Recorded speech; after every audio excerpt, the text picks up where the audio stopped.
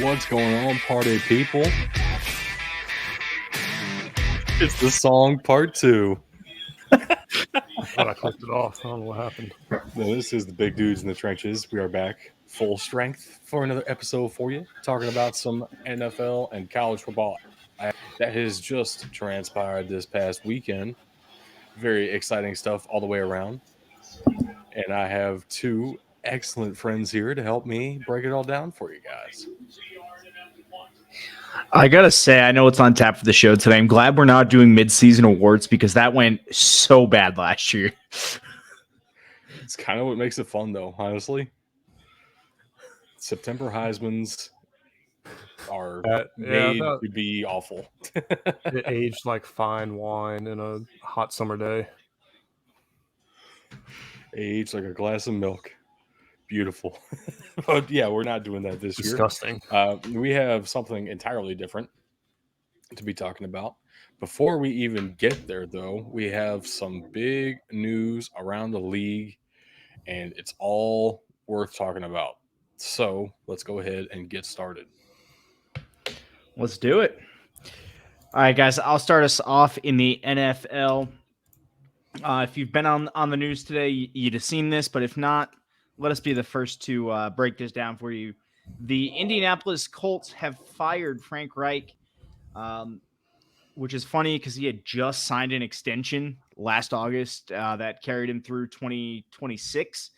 3-5-1 this year, 40, 33-1 in his time as a head coach with the Colts. Never made it past the divisional round in the playoffs. Guys, what do you think of this firing? Man, the Fourth Reich really didn't last that long, huh? Oh, Jesus Christ. Please don't get us banned. You're going to get us canceled. We haven't even done anything, and you're going to get us canceled.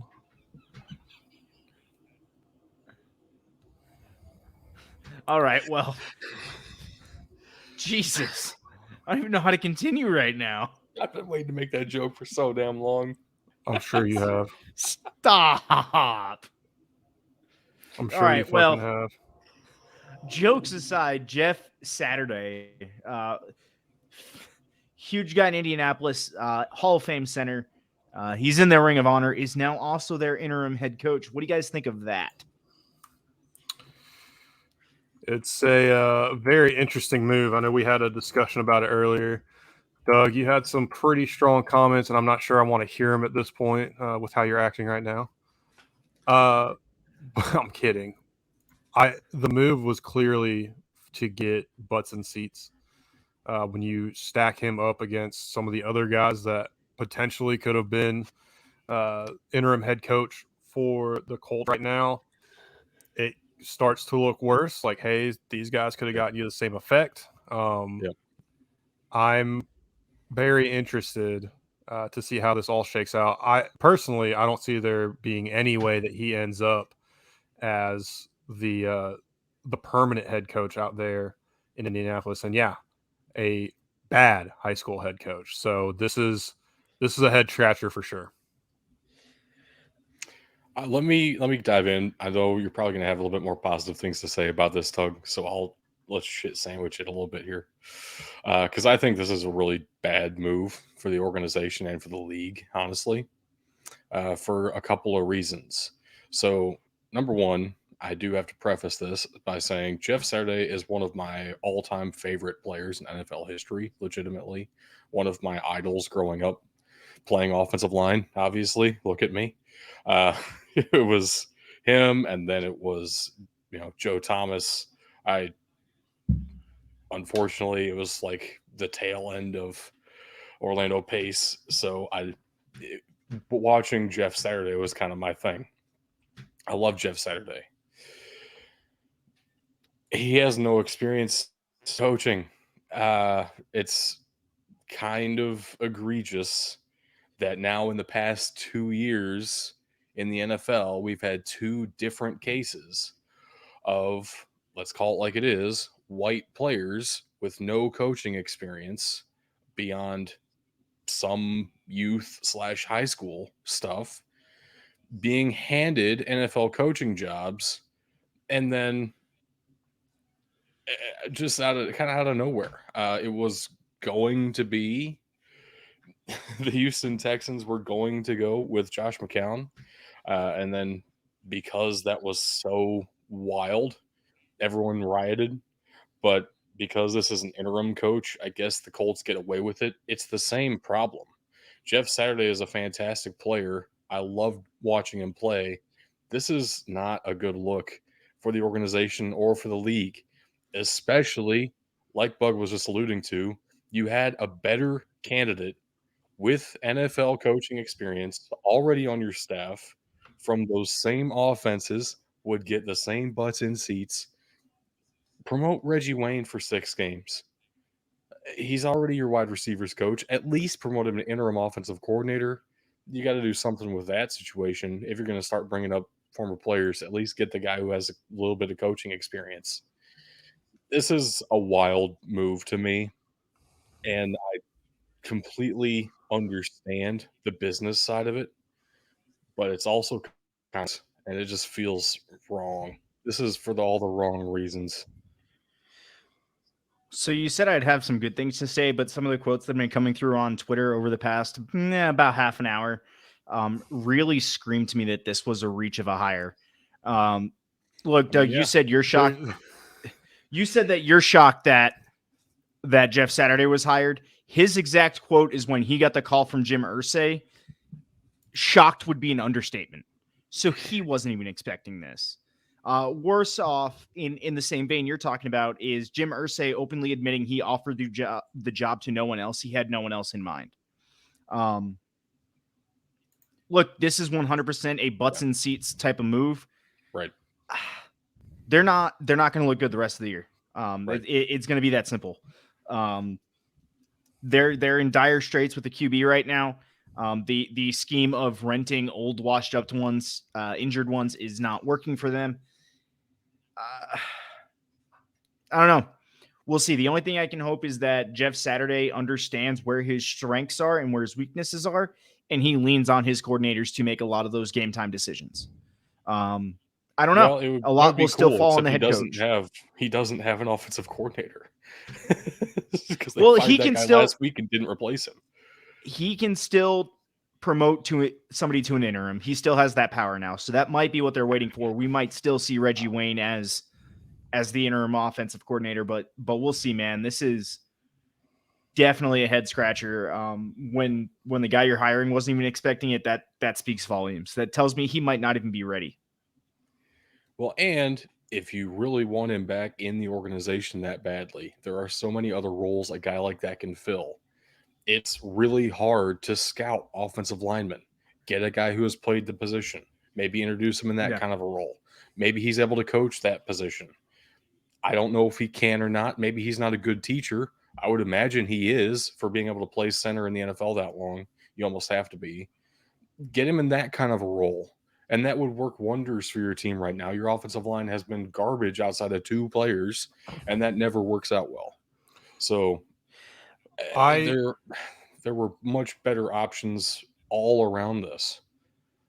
I will say this, Cry Havoc 3 here in the chat saying, realistically, though, there's no excuse for how badly their offensive line has dropped off. They can't run the ball, and that's exactly right. Jonathan Taylor has not looked good. Naheem Hines was never going to look good behind this offensive line. It's just not the type of back he is. And the bigger thing for me here with all of this is the move to make him the head coach, the interim head coach, that doesn't make sense. 100%. The more you look at it, the less it makes sense. Because when I first saw it, I was hyped. I was like, this is awesome. The only thing I can figure is that Jim Irsay has no plans of him being the long-term head coach and that he is going to definitely pick somebody else later. Now, this is me giving a lot of benefit of the doubt here. Right. That being said, I'm losing that faith, and I'll explain why in a second when you're done, Ben. I mean, I believe you. I put him in there. Obviously, he knows something about offensive line. Having an interim offensive line coach, what does that really help out with, right? Let him really get in with the team more than what he already was doing because he was an analyst for the team. Get him in there, get his hands dirty, And that way he can kind of go in as well. If he's an analyst, he's probably some type of advisor. You can go back and say, hey, if you're going to hire from within, look at these guys in particular. Because let's be real, nobody wants to have John Fox as their head coach, especially not Colts fans, right? He's a guy that's on staff. I don't know that this was just a short-sighted signing, in my opinion. There's so much about this that doesn't make sense. I So will the say only they thing that also I have have an Gus issue with, Bradley. Just a second, Doug. 1 point, 1 sentence. They also have Gus Bradley on staff, and he has more experience winning in Jacksonville than any other coach they've had in the last 10 years. oof.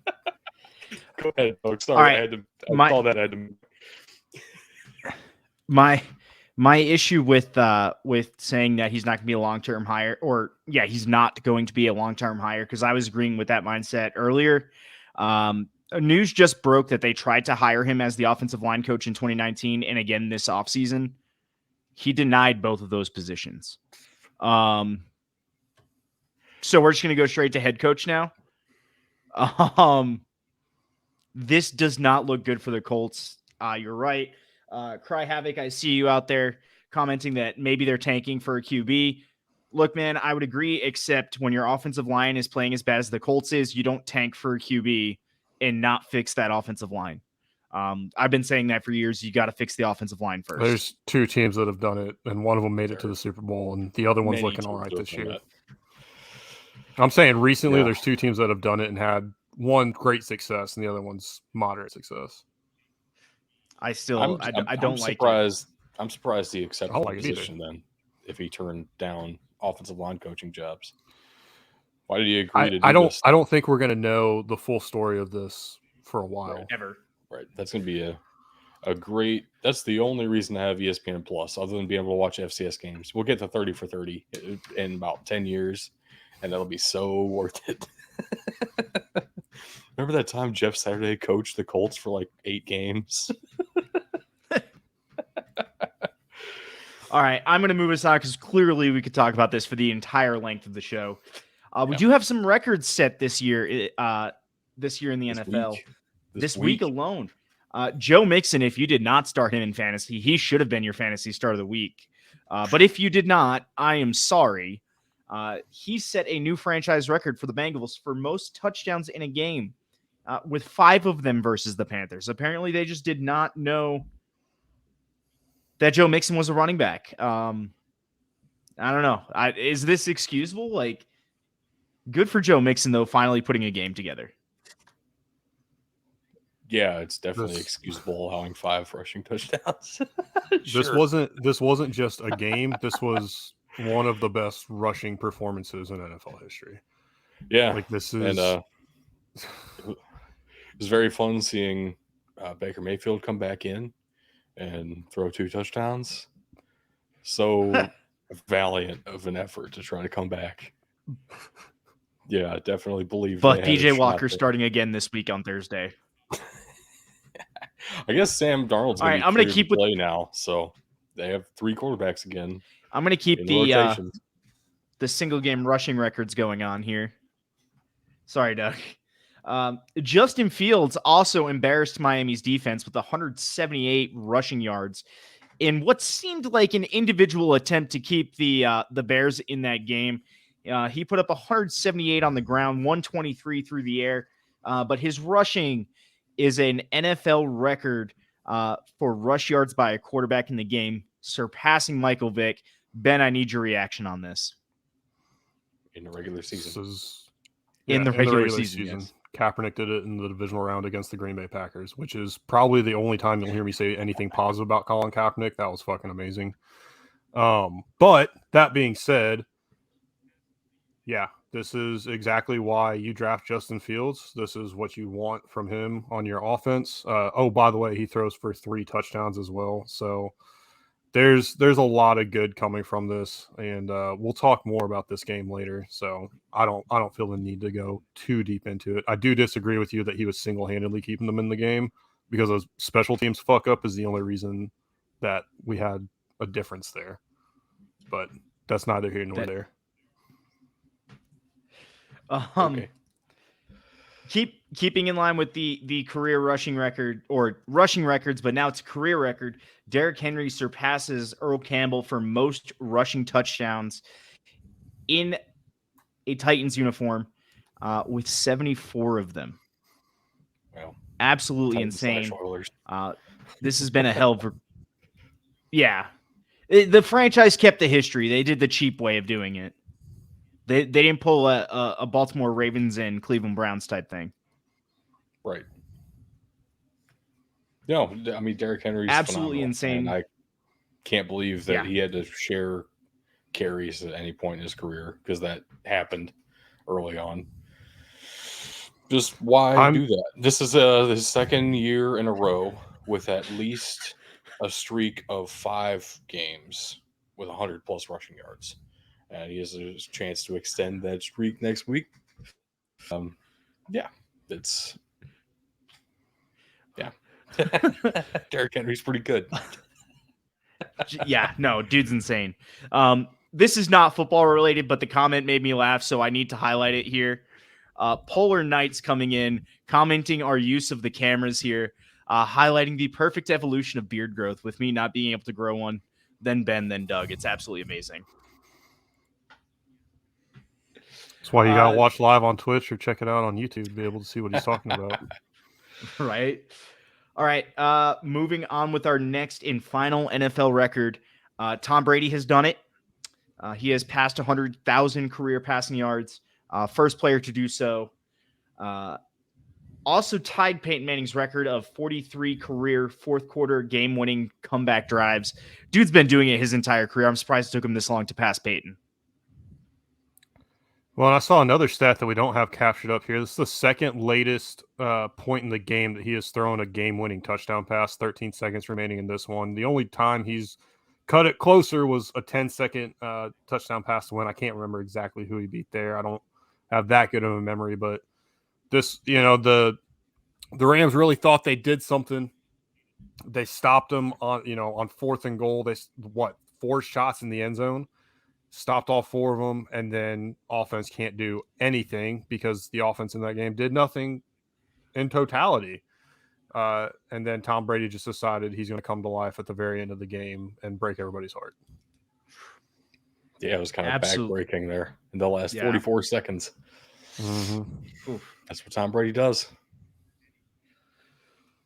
And then finally, our last discussion piece, all of that craziness we had last week, the NFL owners want to save that till later in the year.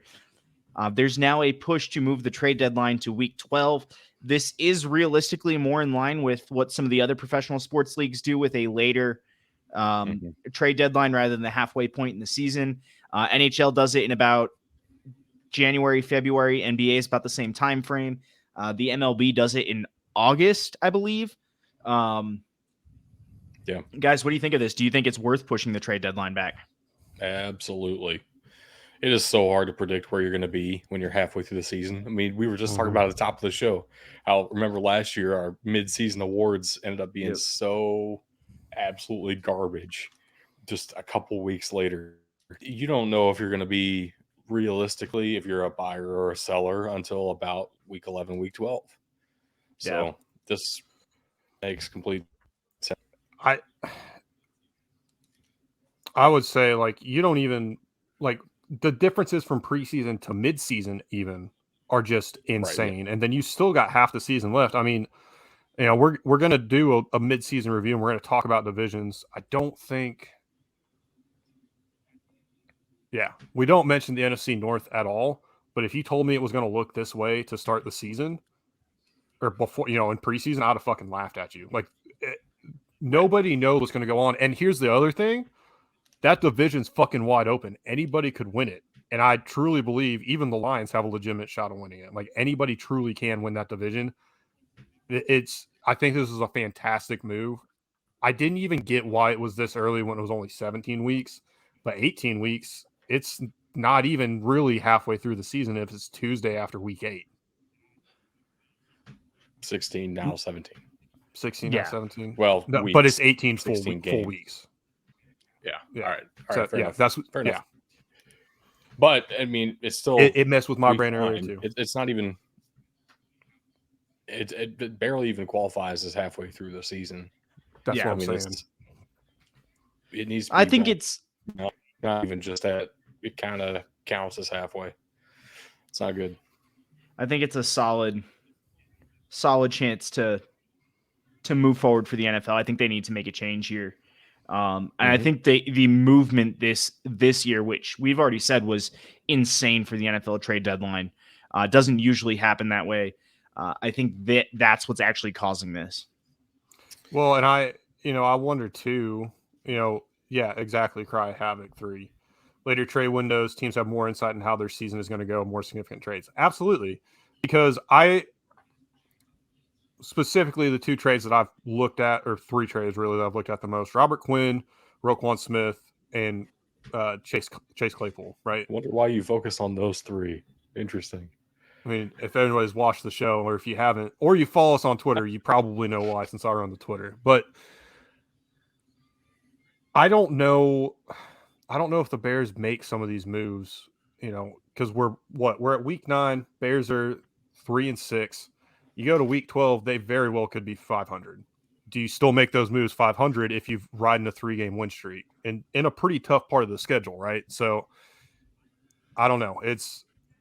I like I like this proposal. I don't see any reason it doesn't get passed. You guys foresee any reason that the NFL would shoot this down? I don't know, but also own dumb things all the time. The only thing I would wonder is if there's any pushback from the NFLPA. That's the only thing I would wonder if there's going to be pushback on. Yeah, but like, why? Because it's the I would be- NFLPA, man. True. But I would expect more tomfoolery from the NFL, not the NFLPA. No, you're not wrong. That's a good word, man. We need to use that more often. It's a $5 word. Well, let's get into our own tomfoolery of highlighting over and underachievers throughout the NFL at the halfway point. I know we don't have slides for this, but Ben, let's kick it off for you. Who is your overachieving player overall in the NFL as of week 9? Overall, honestly, I think it's AJ Brown. Like, he was no slouch. Everybody kind of expected that he would be better with a better quarterback. And I know you're kind of a Ryan Tannehill believer and defender here, but man, I don't know that anybody expected what's really come out of Philly this year, because I did not take them, or I did take them as my overperforming team. I'll talk about them more later, but I didn't think he would make this big of an impact on that offense. But I also don't think he's the sole reason that this team has taken off this year. Oh, it's crazy to I see almost AJ Brown. AJ Brown has would have more put in receiving Jalen Hurts yards. here for the same reasons. AJ Brown has more receiving yards than the entire Titans offense combined. I know. So, It's fucking ridiculous. my overachieving player so far this year is Geno Smith, and I don't see how there's any other option. To be honest with you, I love AJ Brown's story, but come on, Geno Smith has worked his way in the MVP conversation somehow. This is unbelievable. I absolutely love that this is happening, because coming out of West Virginia, all I wanted was for Geno Smith to be an amazing NFL quarterback. And Right. it just didn't happen with the Jets. I thought it was going to be a turning point for him. It just didn't happen. I love it. We agreed that we could take the same players, but this category was pretty deep. I couldn't not take it. I'm looking at the comments here and I'm laughing because my dude Cry Havoc 3 here is picking my brain. Look, this is a little bit of a homer pick. If you know me, you know I'm a Dolphins fan. And we all did expect Tua Tagovailoa to increase production this year. I don't think anybody expected him to do so at the rate that he has. My dude is leading the NFL in most QB stats, including QBR. He's leading in ESPN's QBR. He's leading in, I always forget the difference between QBR and rating, but he's leading both of those. He's up in the tops for yards, completion percentage, all of the above. Dude's killing it. Yeah, sure. Tyreek Hill came in. He's usually doing pretty good in it. Yep. Tyreek Hill came in, and that has made a big difference. I love that Tua is showing that he can throw the deep ball. Yes, a lot of them are still underthrown. Maybe some of them go for 6 if he can get the ball out there a little bit further, but he's still leading the NFL in deep pass completion percentage and deep pass air yards. So he's doing something right out there. And no, 100%.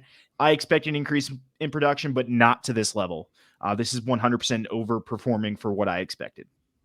I think both of us at some point have said his real ceiling is the kind of production that like Matt Stafford had last year.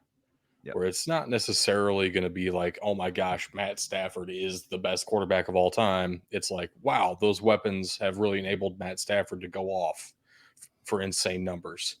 And that's kind of what we expect out of Tua right now, where it's not like Tua is going to be the greatest quarterback of all time.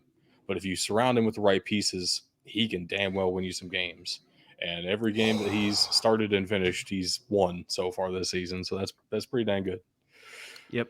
Lamar Jackson doing Lamar Jackson themes almost hits Deshaun Jackson for what potentially could have been 6. I mean, if this play was A completed, Jackson squared touchdown. yeah. So first of all, his offensive lineman stripped him. Then Lamar Jackson recovers the fumble. Yeah, he put his arm got loose and he ripped out, and it ripped the ball out of Lamar's hand. He picks it up, scrambles. Scrambles some more, and I mean, it was great defense by the Saints. I don't know what else to say, but that was a play. Well, that was a good play. Okay. I just saw it. Yeah. I have no. Ben, go with your under. I have no argument to it. My under is going to come as a surprise, but again, underperforming is the name of the game for a lot of big name quarterbacks. I'm giving away everybody's pick here. We're all taking quarterbacks. But when the Denver Broncos acquired Russell Wilson, everybody said, hey, this team's going to the Super Bowl, and they were sellers at the trade deadline. So what the fuck's going on? He has looked like absolute dog shit, and the Broncos as a whole have looked like dog shit, and I've got to put at least some of the blame on Russell Wilson for that. Yeah, definitely not going how the Broncos thought it was going to go. I would say it's because he's been injured, but he's got that Wolverine blood, so it's not that. And hasn't he played injured like 8 of the last 8 years? I mean, yes. Come on. At this point, Russell Wilson's and being injured are like synonymous. My underperforming quarterback, I guess, technically is what this award has turned into here, is Aaron Rodgers. Because, people still thought the Packers had a shot at winning this division. And right now the Vikings are so far out ahead, and the Packers are in 3rd place, I think. It's not looking good. So, I don't really understand what all is going on with Aaron Rodgers right now. I know losing Devontae Adams definitely hurts. Losing some pieces along the offensive line for a myriad of reasons definitely hurts. But come on. You're now you threw 2 red zone interceptions last game. You've never done that in your life. You didn't even do that at Cal. And now you do it against the Detroit Lions. Dude, what is going on? So Aaron Rodgers is my underperforming player of the year so far. Look, my underperforming player, again, underperforming quarterback, because that's what we've made this. Look, we all called the cliff for about the past 5 years, and the cliff finally showed its ugly head. And I don't know if it's due to his play or the lack of offensive line play, but it has translated poorly for Tom Brady in Tampa this year. Losing Bruce Arians hurt, losing Gronk hurt. This is just brutal all the way across for the Buccaneers, and Tom Brady just doesn't look good. Maybe it's the divorce. I don't know. Brutal year. He does not look good. The Bucs don't look good, and my dude has no time back there to do anything. So Tom Brady takes it for me. I really want to put it all in the offensive line there, but he's overthrowing receivers this year in a way that we really haven't seen much before. And then, too, receivers are dropping a lot of passes, and so it's just bad all the way around. And some dropping passes can legitimately sometimes be on the quarterback, too. Like, you need to put it in their hands in the right way. It's really hard to do, but if he's throwing the ball differently than last year, that could definitely mess up some things with how Mike Evans is able to catch, how Chris Godwin's able to catch the ball, right? So there are all kinds of issues going on with Tom Brady. All three of these guys so far this year. I don't think it's out of the question that all three of these guys completely turn it around either, right? They're God, all three of them are I hope NFL the Hall of last two Famers don't. already. So it's, you know. I sure hope the last two don't turn it around. Look, I will say this. I think Russell Wilson started this year soft, so he didn't give us that midseason letdown. Now it's going to be that late season giddy up and let's ride. That might be what he's trying to do. I don't know. It's my best guess. Yeah. Before we get into overperforming rookies, I just want to say I've been scrambling to try and find one, but I haven't. I wanted to go with Breece Hall or Kenneth Walker, but let's be real, they were the top two drafted running backs. They were performing exactly how you want the top two running backs in the draft to perform. Anything past that, I was having a tough time. So I wanted to give them a shout out. And I didn't get to shit on Aaron Rodgers too much.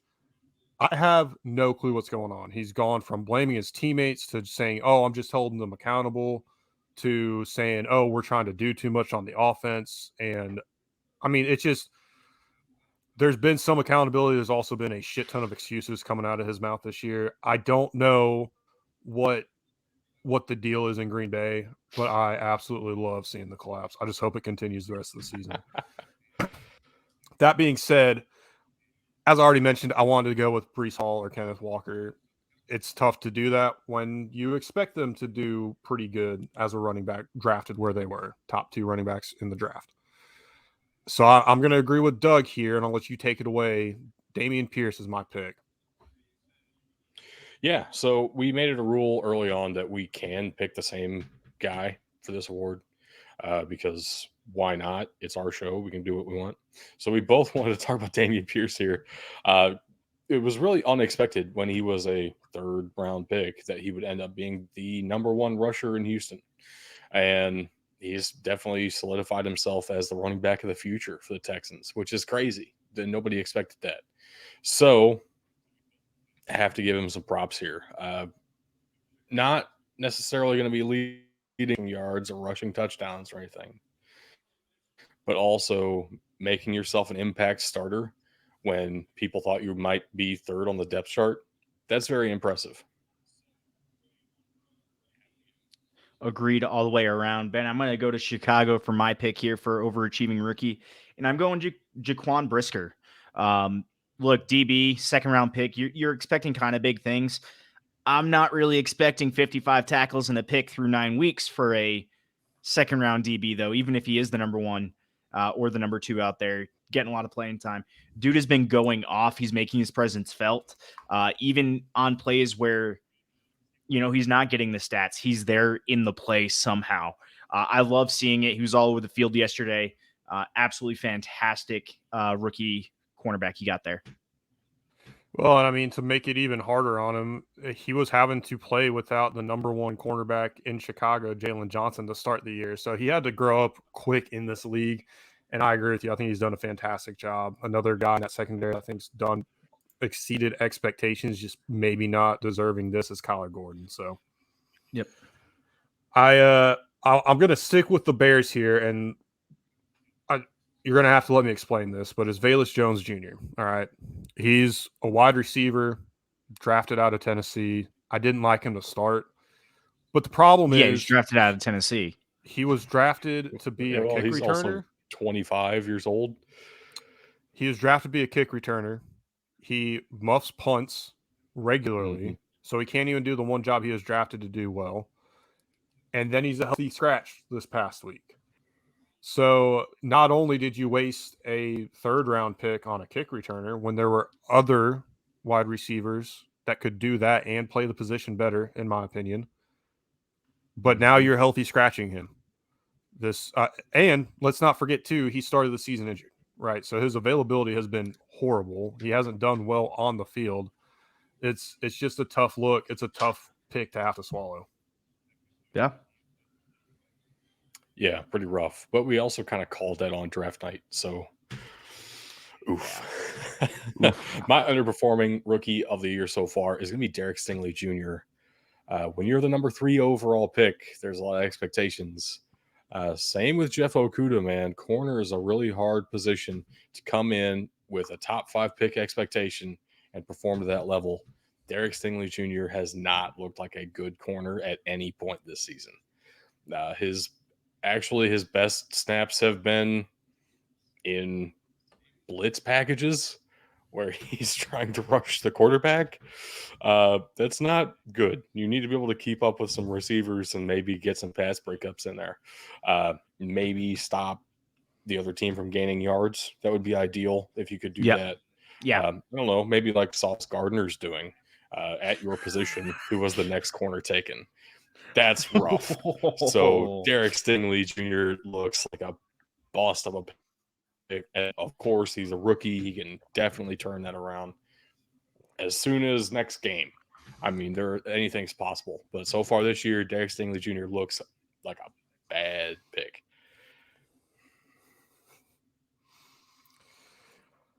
Whew. Yeah, Tug, I want to get to what you're saying here, but this is beautiful. Cry Havoc again. You want to talk about how Andy Reid passed on A.J. Brown and traded up for Mecole Hardman instead, and then did it again when they passed on Pickens to draft Sky Moore? Whoo. You know, all about that speed, not about that size. Who needs small guys when you have Travis Kelce? Oh, my God. We completely lost Tug. Well, that means that we get to talk about his underperforming rookie of the year so far, which is Kyle Hamilton. First round safety out of Notre Dame, went to the Baltimore Ravens. Hey. And Tug's back, so let him talk about it from here. Bro, I don't know what happened. I just got the Off Snap Robat from Chrome.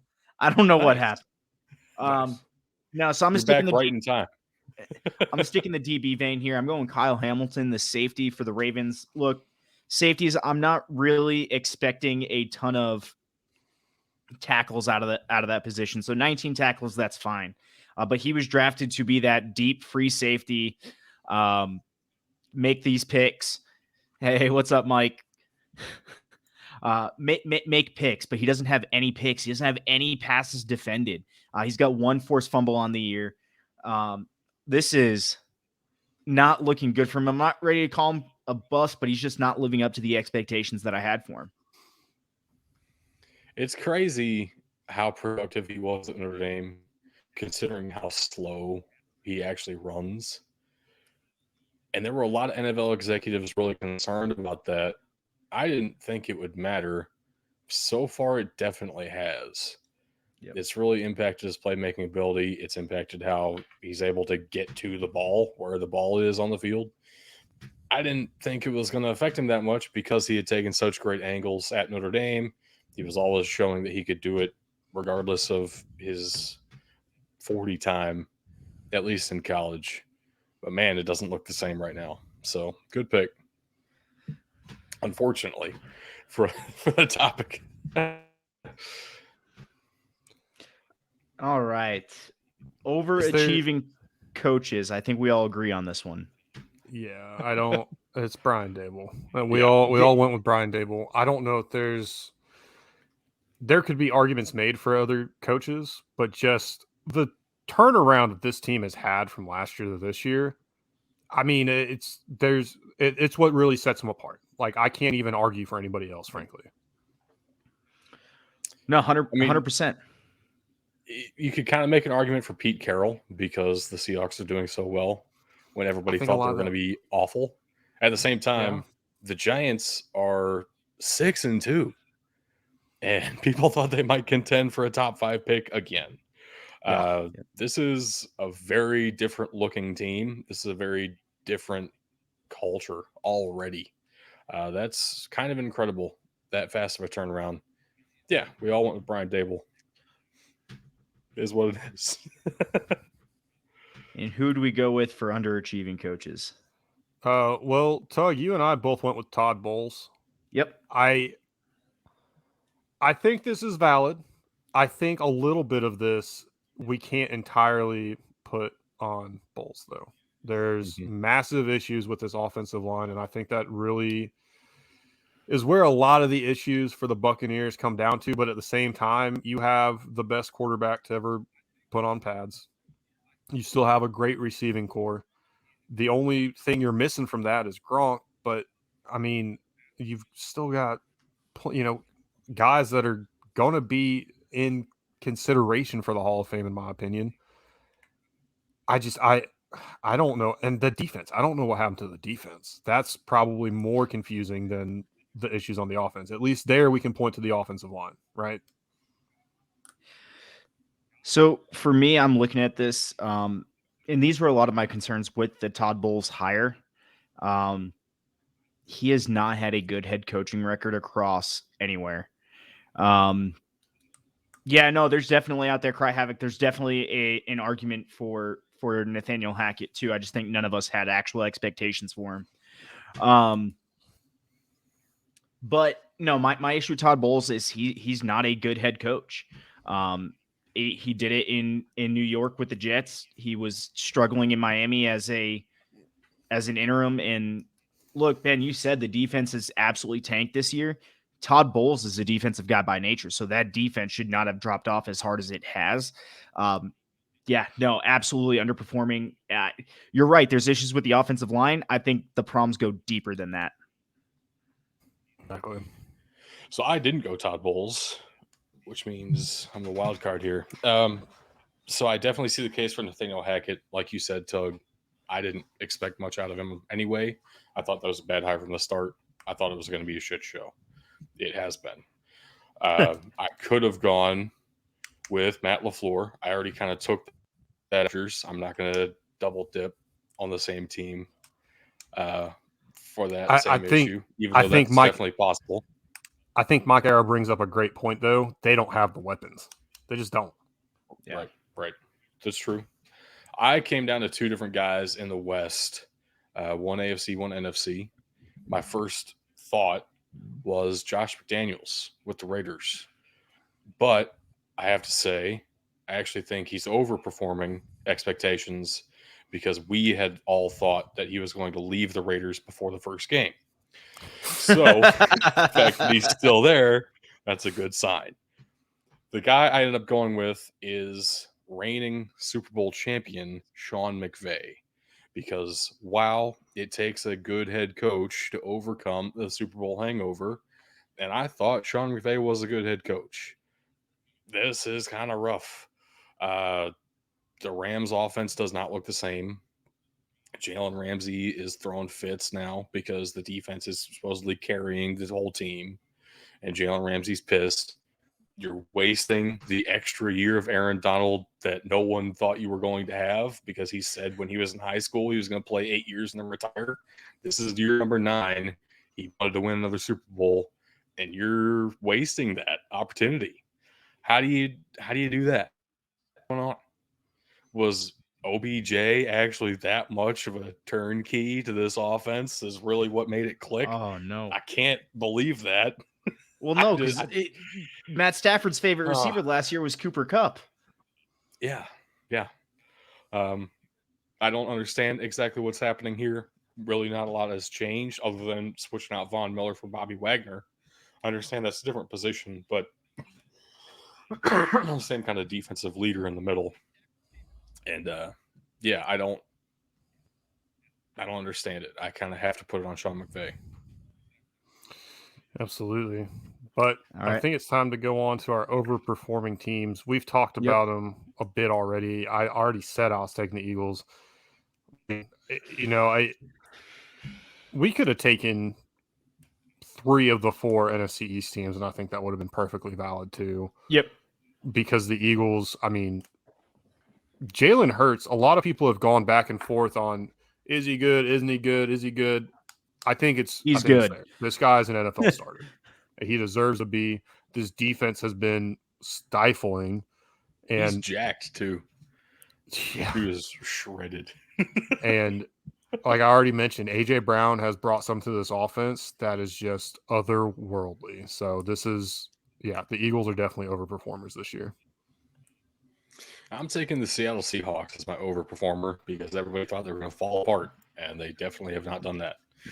Not only is Geno Smith in the MVP conversation, which I already mentioned, but also, nice, Kenneth Walker is doing fantastic.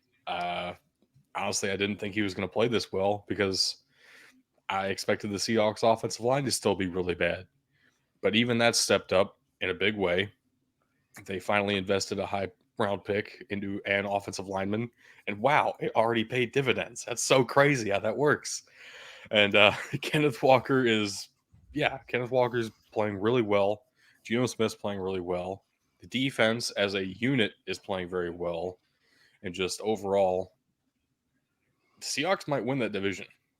Yep. So I had no expectation of that whatsoever at the beginning of the year. I want to say this because I somehow missed it. The Eagles are the only undefeated team left in the league, and Right. frankly, They have been since week 4. yeah, frankly, I thought they were going to be a middling team. Yeah. I think everybody basically agreed with that. I took them and to that- win the NFC East, but still be As a middling 8 team, wins. yeah, I mean exactly. And as far as the Seahawks go, yeah, I 100% agree, and I do think they are going to win this division if they keep this up. I mean, the I don't Niners know. 49ers are scary now. We'll see if they can keep that they're up. And the they're a Rams mess just at won a the Super same Bowl. time. They have the talent, that's for sure. Yeah. I mean, And the Cardinals Modern are out Warfare- now that Modern Warfare 2 has Modern been Warfare 2's released. out. That's Yeah, just so it's he's 0-2. He's done. Now that Modern Yeah. Warfare 2 is out, and it's going to continue. So yeah, and they're waiting to release Warzone. I mean, this is not a good year for the Cardinals. That is over. All right, my overachieving team. I'm also going to the NFC East. I'm going with the New York Giants here. Again, we already highlighted a lot of it. I don't need to keep rehashing, but at 6-2, after most teams expecting them to be fighting for a top 5 pick, yeah, you got to go with the Giants here. Yeah, I definitely understand it. I tried to avoid double dipping. I know I did with Geno Smith and the Seahawks, but I did pick Brian Dable, so I didn't want to pick the Giants. We all double nobody- dipped in nobody else some way. did. It was just a matter I of know. who. I know. Ben double dipped with AJ Brown and the Eagles. You double dipped with Geno and the Seahawks, and I double dipped with Brian Dable in the Giants. The big OG men. The big Well, OG men. where Doug didn't double dip with Sean McVay and the Rams, but let me tell you, this whole team looks off. And I Yeah. didn't want to take Matt Stafford as my underperformer just because I know he's dealing with that elbow injury. But at some point, somebody's got to come up to him and be like, look, dude, we got to put somebody else in. Like, you are hurting our team more than you're helping them at this Who are point. you going to put in, though? Didn't John Wolford throw for didn't my they God. get 40 something points in that one game he played last year? Yeah. It's not like he's the worst quarterback in the league. I mean, you got to give this guy some credit. That's Yeah. fair.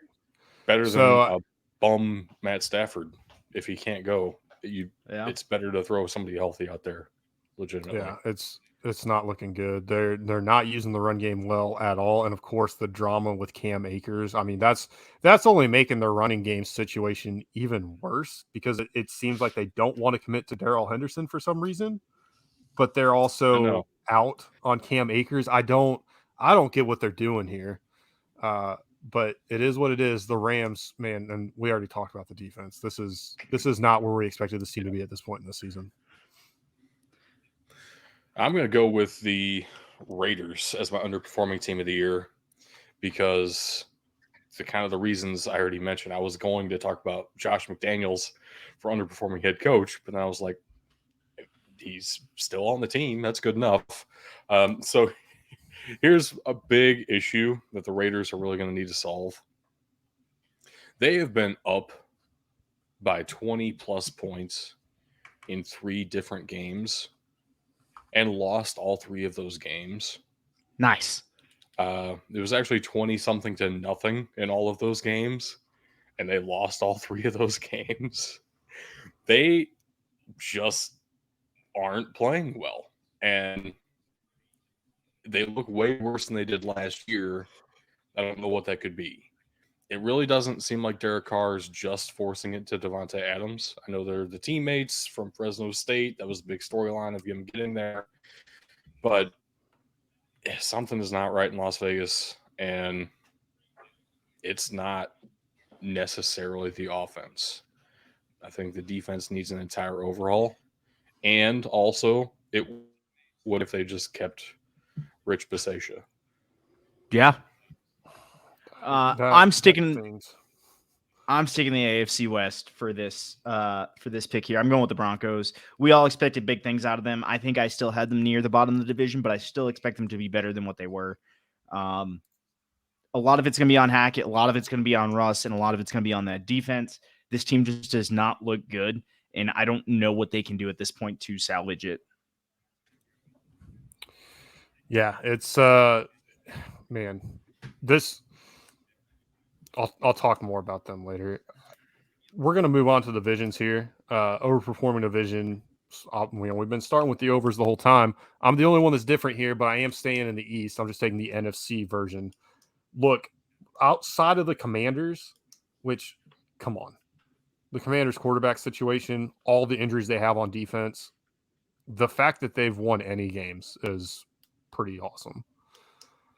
But the rest of that Right, and division they've been is in almost all of them. It's pretty mhm, wild, that too. yeah. The rest of the division has damn near been the class of the NFL. Like this is it's amazing that it's finally coming around again.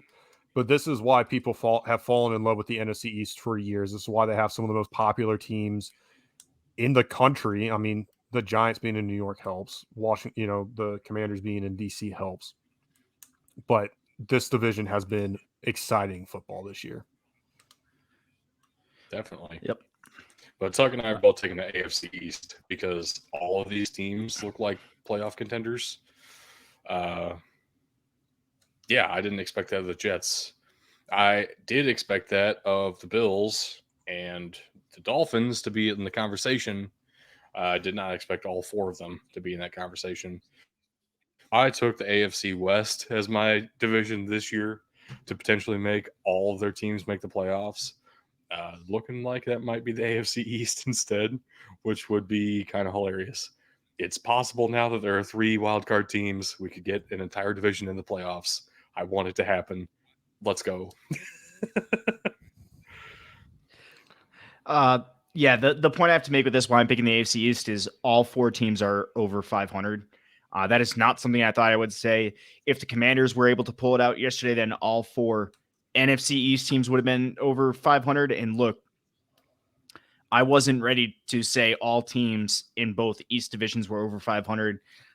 Both of these divisions have been like the laughing stock of the league for a long time, and look at them now. Now that Tom Brady Absolutely insane. leaves, the AFC East is good again. The luckiest Right? player in the league history. Come on. I mean, you're not fucking wrong. You're not wrong. He had to play like 3 years of good Jets teams and 3 different years of good Dolphins teams. Right. And as soon as the Bills got good, he left. So I mean, Yeah. that leaves us with you know what? Let's address this real quick too. Right, Cry Havoc's here saying, "What do we make of the Commanders placing Heineke's picture on their 2023 season ticket ads?" They're trying to Just sell that. tickets. They're trying to sell tickets, and Heineke is popular. He should have been the starter from the get-go, and I don't know what the fuck they were doing there. I think that probably hurt them and why they're the only team that's not up to snuff in the NFC East, and they're still having a good season. But we're going to move on with our underperformed divisions. I'm going with the AFC West, and maybe it's not so much that these teams are bad, just that they're not exciting, right? We thought we were going to have 4 playoff contenders. I think the Raiders have the ability to turn it around. I think the Broncos have the ability to turn it around. I don't see either team doing it. And let's be real, nothing about the Chargers has been as exciting this year as it has been in years past. And the same can absolutely be said for the Kansas City Chiefs. If you're not living in the KC area, the Chiefs are not they're not must watch football this year. That's just how it is. And it's like you said, I was surprised you didn't take them, honestly, Doug. This was your juggernaut division, and here we are where it's just kind of like, whatever. Yeah, the reason I didn't take the AFC West is because I instead took the NFC West because they were supposed to be 2 of the greatest teams in the entire NFL. in that division, and they're both currently under 500. This division's not good. It's not good. I thought the Cardinals were going to compete for a playoff spot again. That's looking very Not unlikely. Like, I Call of Duty thought- jokes aside, this goes further than Kyler Murray underperforming. Right. What Right. in the fuck is going on with this team? Cliff Kingsbury needs to have never been hired as the head coach Yep. of the Arizona Yep. Cardinals. We're gonna hire a coach that can barely win at the college level for the NFL. Yep. Yep. Brilliant. The only good thing about this division right now is the Seattle Seahawks. And when that's your good thing going, that's actually kind of a problem because they don't have the talent to be competing in most positions. I would argue if Trey Lance doesn't get hurt, the 49ers are completely out of playoff conversations at this point as well, too. Because that team looked horrendous with him in. And then there was definitely some sabotage going on there, in my opinion, when Jimmy G took back over too. Then they said, "This is what we got. We got to try and win." So I'll put the tinfoil hat on.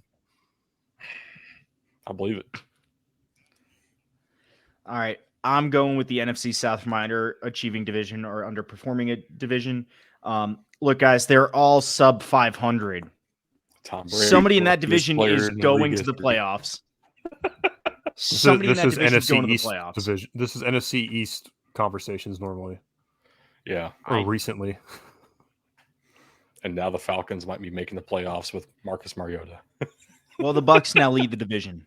The Bucks are technically in first. It's tied, but they're technically in first. Because the refs fucked Atlanta. I mean, that's whatever. It's the head-to-head's the only difference. Yeah, that's a different discussion for another day. Is it bad that I can't think? Oh, it's the Saints, the team that's losing 14 goose right now. That's the fourth team. Jesus, this division is fucking bad. You're pulling a me, man. You know it's late when we're pulling a tug. So we've we've been talking. Please about this don't too ever long. say that on stream again. When we're tugging our tug, what? So it's time to get a move on here because we've been talking for an hour. We haven't even gotten to the games yet. So let's start off with where we were with our pick'em records. I'm not doing too hot down there, but at the same time, I'm within striking distance. It's respectable. Let's go ahead and jump into our primetime picks. Let's start off with Thursday Night Football. We don't make picks for that game because the show's already happening and when that game starts. So kind of not fair. And we don't want to make picks on Monday night because that feels weird. Eagles at Texans was the game that put the Eagles to 8-0. Let's leave it at that. It wasn't that good. Texans are ass.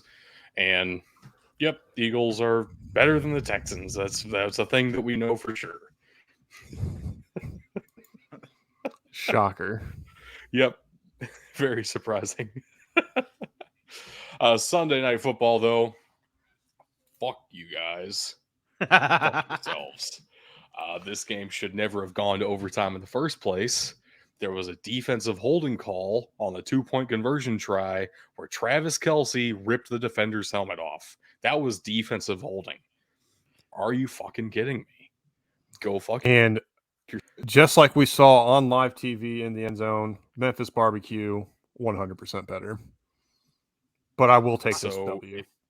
I will ask, did the if trainers you let Patrick Mahomes throw for 68 attempts, the Chiefs are going to win. Just unfucking real. Yeah, did the trainers ice his shoulder down after the game like they do with pitchers? I don't give a shit. Fuck Patrick Mahomes. I will take the win happily. We got the Monday night game going on right now. It's currently 14-0 Baltimore, as we already talked about. The Saints, I forgot that they existed. That's how bad this team is right now. Very, very fucking forgettable. I am surprised that Alvin Kamara didn't get moved. That's really all there really is to say about this game right now. Deshaun Jackson's back too. That's pretty cool. Yeah, Hey. activated for this game. I saw. So that's Deshaun Jackson is still a player in the league. Feels like he's been playing in the league for 27 years, but he's still doing it. So good for him. Let's move right along to the games that we picked this week. I took Rams Buccaneers, the 4:25 slot on CBS this past Sunday, and I'm the only one that got it wrong. I took the Rams. This game was gross. It was awful. This is, how bad this game was is why the NFC West and the NFC South both got taken as underperforming divisions, because these were not only playoff favorites but possible Super Bowl favorites from each division. And yeah, Tom Brady leads a game-winning drive. That's what Tom Brady does. Yeah, basically. Nothing else to say about that one, honestly. That's just kind of what happens when Tom Brady's in a close game. I picked Dolphins Bears because they're both of your favorite teams, and fuck you both. I wanted to steal it from both of you. I wasn't going to take it, so thanks. It also actually was a great game because Justin Fields was allowed to run, so that's cool. When you let the guy do what he's good at doing, he's pretty good. That's a really strange concept. Did you guys see the clip from the sideline where he was on the Dolphins sideline and Mike McDaniel went up to him and was like, "Stop it." He literally tried to tell him to stop scrambling. Yeah, and then the press conference, somebody asked him about it. He was like, "Yeah, I tried to get him to stop. It was really annoying. He kept getting first downs on us." I love this coach. He's so fun. He is the first player in NFL history to throw 3 touchdowns and run for over 140 yards. That's a really specific stat. It's a thing that Justin Fields owns now. Yeah, it's because all these stats get really specific. They might as well say 175 yards. It's just, right. I don't understand why we're doing this. Even still, with all that, as much as we're talking about Justin Fields, the Dolphins won. Yeah, because nobody can catch the fucking ball. 11 incompletions, and the ones that I saw, I had to go into work in the middle of this one, looked like drop passes that hit the receivers in the worst spot, the hands. Yeah, I mean, I didn't. So I was listening to another podcast earlier. I didn't hear all of it, but the question was posed to Justin Fields, and the answer kind of broke up. But essentially, he's making different reads based on man coverage versus zone coverage of should I run or should I not? And that's really adding a dimension to his game. Tug, we've had conversations about how you don't like the Bears play calling. That's fine, but I think Justin Fields' passing ability isn't something anybody needs to be worried about right now either, because he had 3 passing touchdowns, albeit for 123 yards. So that tells me a lot of those passing touchdowns were in the red zone, which is not something I would trust a shaky quarterback to do, is sling the ball around in the red zone. So take it for what you will. I like where this is going for the Bears. I can't help but wonder what would have happened if the trade deadline was later. Yeah, Cry Havoc mentioned earlier that Chase Claypool definitely helps the receiving core, and he does. But, man, Robert Quinn was underperforming. Good what they got for him. Roquan Smith, though, that one's going to sting for a little bit. So I will say this. I don't like the Bears play calling because of what you just said. You don't trust a guy who's passing is shaky to toss it around the red zone. So why is that realistically the only place he's really throwing the ball? And I get it. Your receivers are inconsistent. He's not the world's best quarterback right now. And he's also running a lot, which is good. The Dolphins definitely did not have a scheme for containing him, which was a large part of the issue. Especially when you're running a lot of man like the Dolphins love to do, you need to contain that quarterback because otherwise your entire linebacker's back are gone. And that's exactly what happened. Is he was able to tear us for chunk gains. I would like to see them throwing more. He's still in the bottom of the league with pass attempts, and I think they're not utilizing him correctly. If he's the one making the adjustment like he did this Sunday on running, fantastic. Like give him the opportunity to throw and let him run if that's what he decides. Also, he really probably shouldn't be. I need to check how many rush attempts he had, but there's issues there where you start getting your quarterbacks running as much as it seems Justin Fields is. That screams Reed issues to me as well. I don't know. It's development. He is a second-year quarterback. I have high expectations for him moving forward. I'd like to see some development in that area moving forward, and I don't know if the Bears are giving him that right now. Well, I mean, he would have been at least at 30 pass attempts, except for the 61-yard touchdown run he had was a drop back that he scrambled out of, and I can guarantee there's at least one more play where he scrambled out of it. I don't want to have a second-year quarterback throwing more than 30 times a game, so I don't have as much of a problem with it as you do, but I get where you're coming from at the same time. We'll move on to your game, though, because we spent a lot of time talking about the Bears and the Dolphins already on this show. Mm-hmm. Man, the Bills have dropped 2 AFC East games this year already. The Jets have won 2. They're 2-0 in the division. I don't know what's going on here. The Bills, again, kind of came out strong. I thought they had it on lock, and then the Jets powered back, and the Bills could do absolutely nothing. Doug, I sat Garrett Wilson this week because I was like, look, Zach Wilson hasn't been playing well. So what happens? You say, hey, sit Zach Wilson, start Joe Flacco. Well, Zach Wilson got hurt in the first quarter. Joe Flacco came out, and all of a sudden Garrett Wilson was unstoppable again. That bodes an issue for me with Zach Wilson. Yeah, they're saying Josh Allen has a possible UCL injury. That's the tendon up in your elbow. I have seen those reports.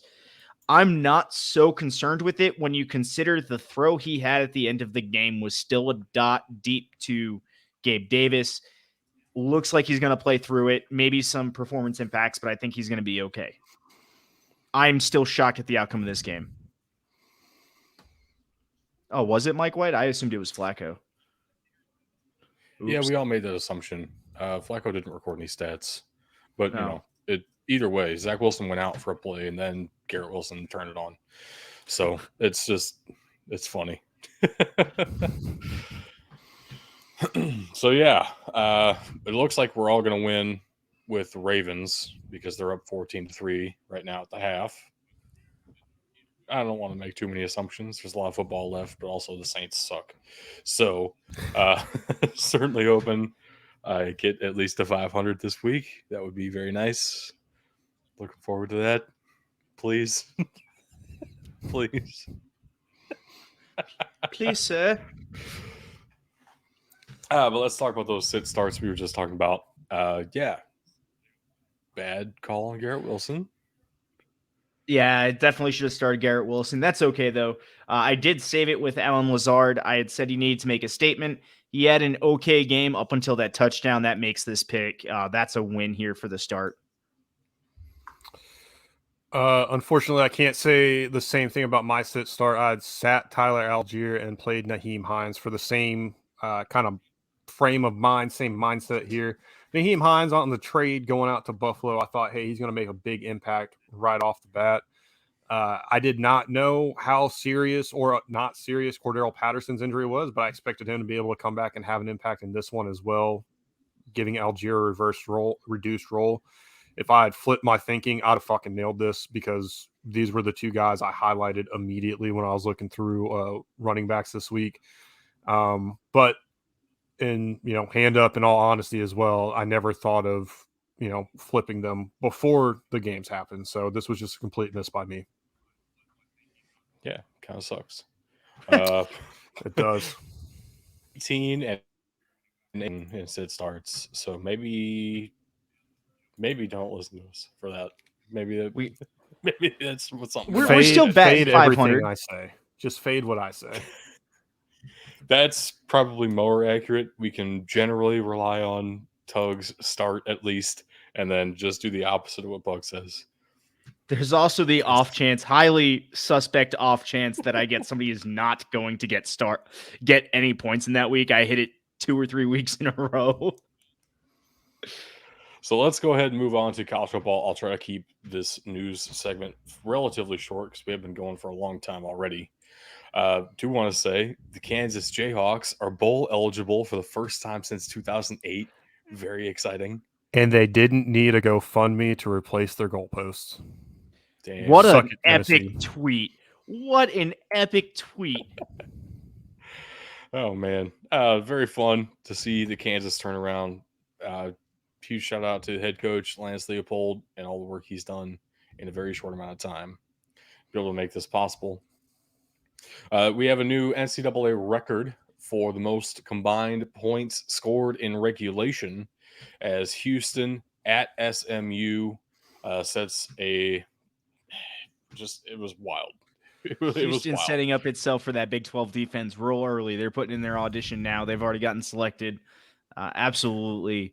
I don't even know if the defenses were on the field in this game. I'll be honest. I'm surprised SMU isn't going to the Big 12 at this Yeah, point. at this too. point, you're right. This has been an issue with SMU for a few years, and we've seen them come out of these shootouts winning like they did this week, and we've also seen them lose these shootouts because I didn't they. even get to say the score yet. By the way, if anybody didn't know, this game finished 77-63. Anybody want to do That's some a quick lot of math on points. how many points that is? That is 140 combined points. The record for including overtime games is 148. So they were very close to breaking that in regulation. And that was with the old OT rules, the Texas Yep. A&M LSU game that I went fucking nuts watching. By the way, so like this is, for all intents and purposes, this is the fucking record. The rules fucking changed after that Texas A&M LSU game. This is the record. Right. There were plenty of tweets saying that SMU is going to use this as their audition tape for Pac-12 After Dark, and just nice. Houston to the Big 12 and SMU to the Pac-12 would be hilarious. Some sad news if you are Jeff Scott or his family. USF has fired Jeff Scott because he's really bad at coaching football. 1-8 start to this season, 4-26 overall. Special teams coordinator Daniel DePreto will serve as interim head coach for the USF Bulls for the remainder of the season. No, John Gruden is not interested. That's a bullshit claim. Do not get started. Did you get fucking buried? I have seen numerous reports on that. I know you have. I've seen a couple of them as well, and they are not true. I can tell you they are not true. Wonderful. I have seen so many reports. Tug's kind of like a boomer on the going to be internet. the head coach of the USF Bulls. No. I'm not saying he will. I'm saying he was supposedly interested. I didn't say USF was interested. USF will legitimately hand him a blank fucking check. If he's willing to go to USF, hand him a blank check, there's still a 0% chance of that happening. They would give this man $50 million a year, and he will turn that shit down. No way. John Gruden is not at the point of his career he's going to get into a college rebuild with a shitty organization like USF. Oh man. Anyway, USF's really bad. They've only won 4 games the last couple of years. Only one of those being against FBS competition. That was against Temple. So, yeah, not a good look for Jeff Scott. FCS plus competition. They're in the same conference. You can't. I love how I made you think about it, though. In fuck the SEC news, LSU has to pay another fine for storming the field, another $250,000. I can't stand this rule. I think it's awful, and it's just one of the traditions in college football. That's something that happens. So why you're discouraging fans from having a good time makes no sense to me personally. Dude, it's gonna suck to be Alabama because every time you lose on the road, your field gets stormed. Like, that's gotta be brutal. I mean, stop making yourselves the top team in the nation. They're trying real hard not to. We are getting close to a role reversal where eventually it won't matter if you beat Alabama, and you will have to start storming the field when you beat Kansas. We're heading towards that future. Let's materialize it in our minds. Let's make it a reality. That's a terrifying We want thought. the Jayhawks. Please stop. All right, hold on. Now that you brought up that sign, I have to bring it up. A cadet at the Air Force Army game this weekend had a sign that said, "We want Alabama," and then parentheses under it said, "to send us players." And I died laughing seeing that. I saw that too. That was pretty good. I appreciate it. So there is a report out there. We already kind of talked about the joke that SMU might be going to the Pac-12. Well, we have a team very potentially going to the Pac-12 in San Diego State. Dan Patrick reported this on his radio show. I will caveat that by saying Dan Patrick is known for being wrong sometimes. And The Athletic has come out and said that's definitely not happening until after a media deal is signed, which kind of makes no sense to me. Why wouldn't you want to include your new program in your new media deal? At the same time, it isn't exactly like a big boost to the financials to get San Diego State into the Pac-12. And if they were to do this, it would put them at 11 programs once USC and UCLA leaves. If Which, you know, UCLA is allowed to leave. the Big Ten was at 11 schools for a long time after adding Penn State. You can stay at 11 if you want to. The obvious assumption from everybody is that they will try like hell to get Boise State to join. If it's not Boise State, is there another option that even makes sense? I know I'm springing this on you guys last second. You have time to think about it. No, you're not going to like my answer. The Air Well, you're Force wrong. Academy is not going into a power conference. Army won't, Navy won't. I don't see that being a good decision, not only for the conferences, but for the academies themselves. Right. So what I'm thinking here, right? But listen, it is out there, but you're asking who else makes sense. So work with me here, right? This is a hypothetical. It's not going to happen. Pac-12 is looking at a media rights deal, and they need to bring in markets. The Air Force actually brings in not as big of a national market, but there is a nationwide market for them. There's guys all over the country who watch these games. Yeah, it's not a blue blood brand, but there's something to be said for what they can bring. It's a reach. I don't expect it, but if Boise State says no and they're scrambling, why not go get another Colorado team that honestly has a lot more interest than CU Boulder?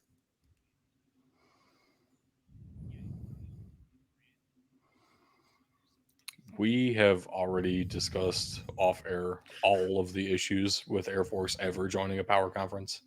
That will literally never happen for so many reasons. So many reasons. Yeah,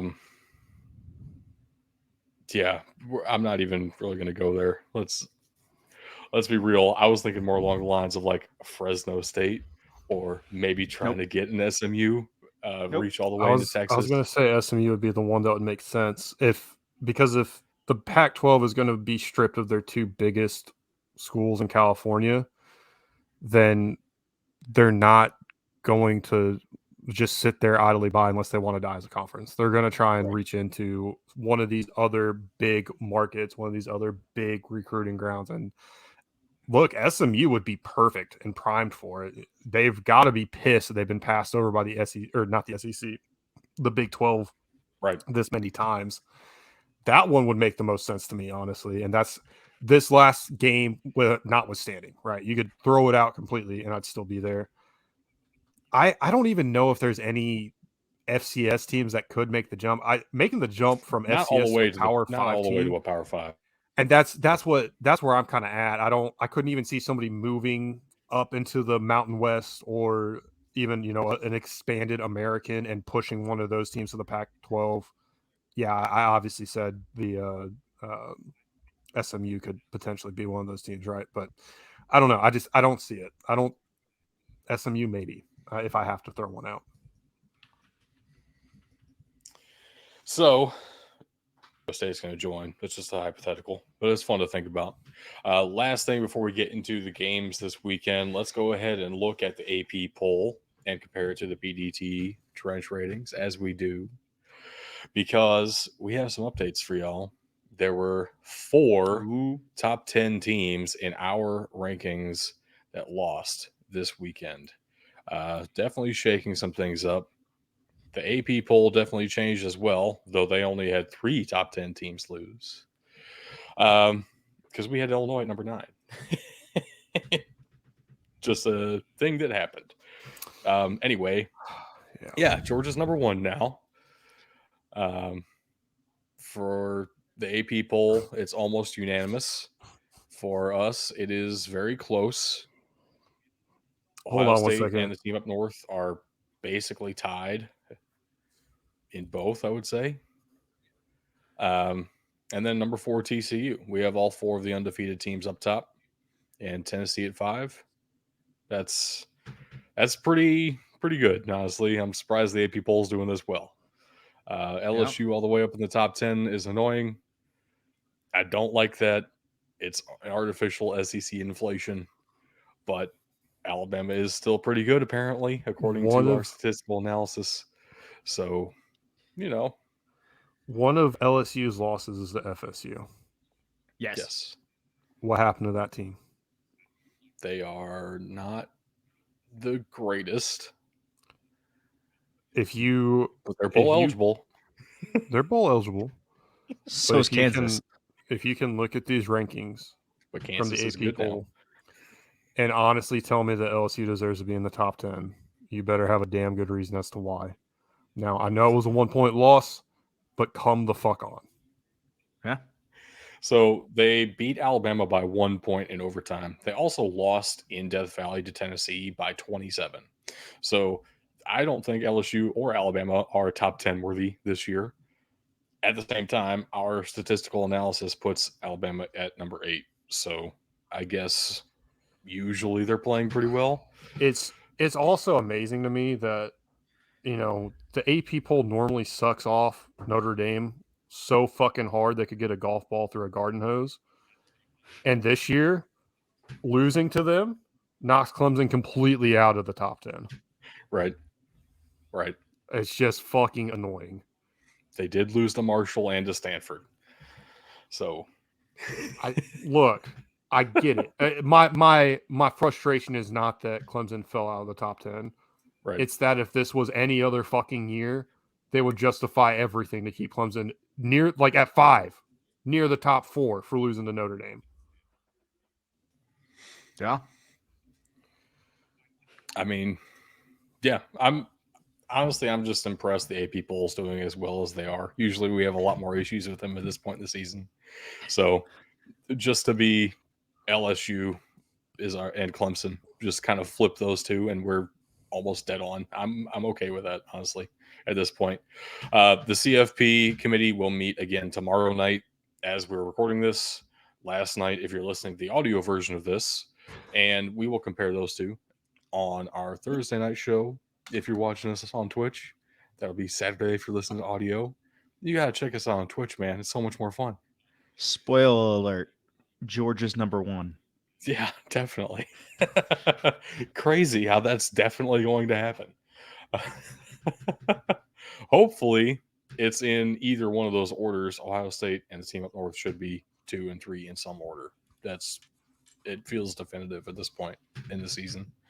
Though we will certainly have more games between all these top teams. So let's go ahead and dive into the games in college that we do pick.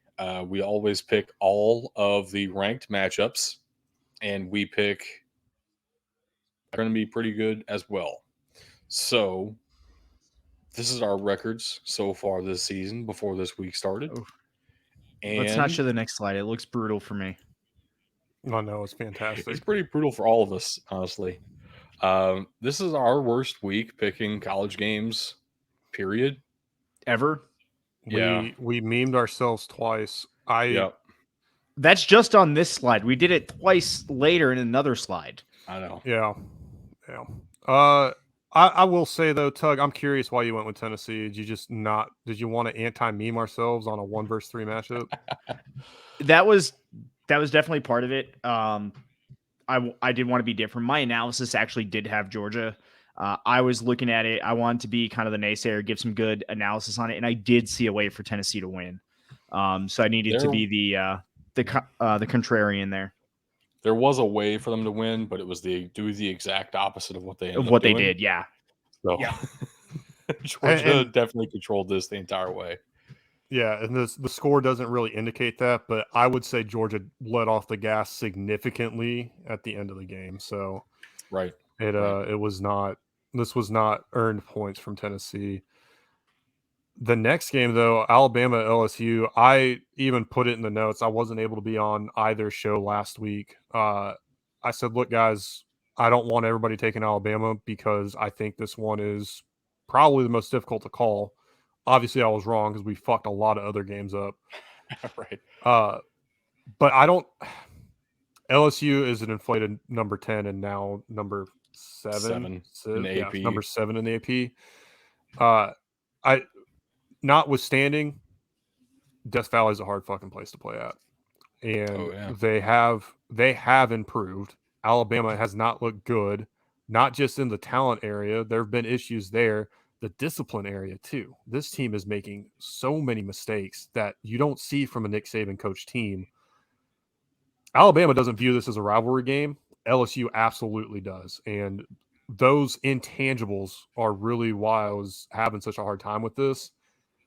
I didn't want to take LSU. I don't like LSU for different personal reasons anyway, but I also didn't want to go 3 for 3 on Alabama either. So I kind of got put in a corner here, but I'm glad that I was willing to be the guy in that corner, I guess.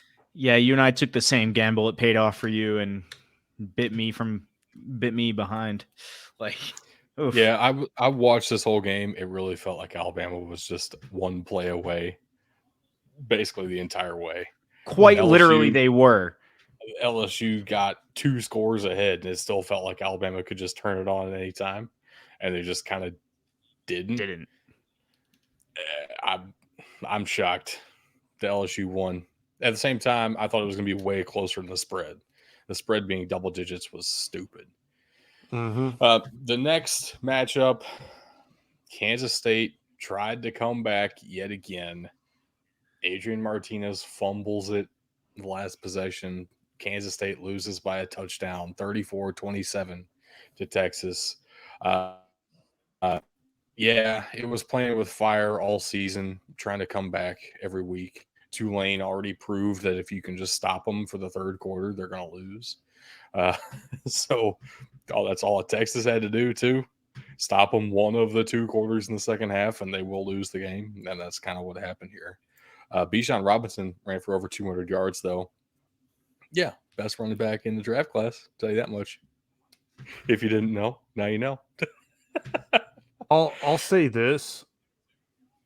Texas has one less loss. I probably would have gone with Texas. And it's, I mean, they now have the same record as Kansas State. So it's not like this was a huge disparity between the two teams. It's something about Texas. They've felt more up and down all season than Kansas State has. Texas has been so hit and miss this year. I couldn't go with them. Yeah, I just picked against them on a hot week. It happens. I couldn't. I refused.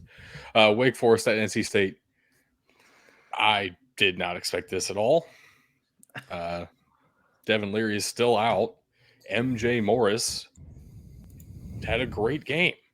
I had never heard of this guy before last week, and yet he played amazingly. Sam Hartman threw another 3 interceptions, and MJ Morris didn't throw any. That's kind of not a good recipe for Wake Forest winning the game, like we all thought was going to happen. Yeah. Only one for NC State. I am all the way out on Sam Hartman now as like a draft prospect. As a college, still very. And you've been loving on him since last year, man. No, that's been me. It's been loving on him. I've been trying to talk Doug over to my side, but I agree, man. This is tough because NC State always has a physical team. My love for Sam Hartman is why I went with Wake Forest over NC State, because the physicality is always in the back of my mind in a close game when NC State's involved. And I don't know if that's what got to him. I didn't get a chance to see this game myself, but man, you can't throw 3 picks to NC State. Nope. This is NC State's an extremely underrated team too. Like Man. Well, I don't know, dude. They've had some weird losses already this season. It's not like they've had some impeccable. weirdly close games too, but So I mean, this is just another example of it's a conference they're all kind of mid. That's where the ACC is at. So going on to the FCS ranked matchups, there are only 2 this week in all of the FCS. Number 3 Sacramento State at number 6 Weber State. I kind of just went with the home team because both of these teams have been playing incredibly the last couple of weeks, notwithstanding the one long snapper for Weber State. Ben, I thought you hated the Wildcats. Why do you keep picking them? what? Not the Wildcats as in Weber State Wildcats, just any team with Wildcats as a nickname. Weber State, not the they are the Wildcats. I mean, Yeah. here's the thing though. I've seen Weber State play enough that I was in on them. It was in the Me back of too. my mind how hot Sacramento State has been, but I thought this had rebound games spelled all over it for me because that was a heartbreaking loss that the team, for the most of the team, the vast majority of the team, played their asses off and deserved to win that one. So I thought no better time to turn it around than against one of the hottest teams in the FCS in Sacramento State. And unfortunately, I should have rode with a hot hand instead. Yeah, 33-30 in this one. Sacramento State advances to 9-0, and I would have them as the number 1 team in the FCS, even over I South would Dakota State agree. right now. Who has South Dakota State played since playing North Dakota Dakota State? That's it. That's it. Yep. And granted, SIU's not good, but they haven't played SIU. Have they played Missouri State? I don't think Missouri State was on their schedule either. They've avoided most They of the avoided strength. Youngstown State too. Yeah. I mean, it's kind of crazy. The one game that's really going to be fascinating for playoff seeding, both teams will have played UC Davis. UC Davis is a Big Sky team. It was on South Dakota State's non-conference schedule. So South Dakota State won that game by 2. They also beat North Dakota State by 2. Those are the 2 best running teams that South Dakota State has played. Sacramento State is another running team. That head-to-head would be fascinating. Also going to be interesting to see. We'll get a little bit of a preview of kind of transitive property if Sacramento State can beat UC Davis. That's fair. Absolutely. And our last ranked matchup of the entire weekend, number 21 New Hampshire at number 14 Richmond. Again, I just kind of went with the home team on this one because both teams seem to be playing much hotter as of late and also very different styles of football. I didn't know what to make of New Hampshire, and I kind of got lucky with this one. I'll be honest with you. I did not know which team to go with here. They were very close to me. Look, not only was I surprised that New Hampshire was ranked, I was also slightly surprised I had a football team. It's kind of why I picked him. I had another New England team ranked. I got to pick him. So this one ended up 40-34. New Hampshire made a hell of a push late, but Richmond's first half helped them hang on.